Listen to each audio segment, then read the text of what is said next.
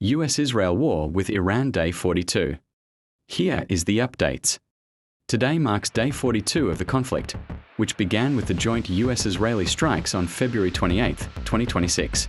After 6 weeks of high-intensity warfare, the situation has shifted from active bombardment to a fragile and highly volatile ceasefire. As of today, April 11, 2026, the focus has moved from the battlefield to the diplomatic stage in Islamabad, Pakistan.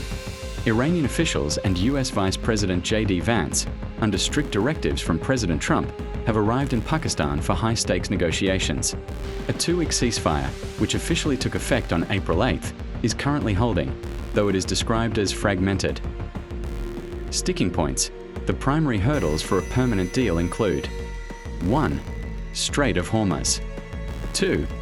Nuclear enrichment. 3. Sanctions and reparations. Reopening the strait to international shipping. Nuclear enrichment. US demands for a total halt to Iranian enrichment. Iran is reportedly demanding the lifting of sanctions and financial reparations for strike damages. Summary of the 42-day campaign. The conflict has been one of the most intense aerial campaigns in modern history. US and Israel together conducted over 23,800 strikes across Iran, targeting nuclear facilities, missile sites, and leadership hubs, including the strike on the first day that killed Supreme Leader Ali Khamenei. Casualties. While military figures are still being assessed, the humanitarian toll in Iran and Lebanon has been severe, with thousands dead and millions displaced across the region.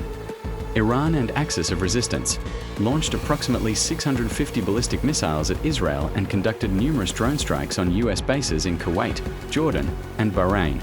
These have also killed Israeli and US military, Israeli children and civilians. The coming 48 hours in Islamabad will likely determine if the region slides back into total war or if this Day 42 marks the beginning of a permanent de-escalation. If talks in Islamabad are truly bringing key players together, the next 48 hours matter for a few big reasons. 1. Momentum versus mistrust scales hash. Even if both sides show up, deep mistrust can stall things fast. Breakthroughs usually come from small, verifiable steps, like limited ceasefires or humanitarian access, not sweeping deals right away. 2.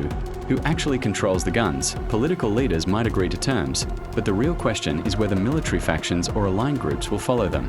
If they don't, any deal can collapse quickly. 3. External pressure. Countries like the United States and regional actors can push hard for de-escalation, but they can also complicate things depending on their interests. 4.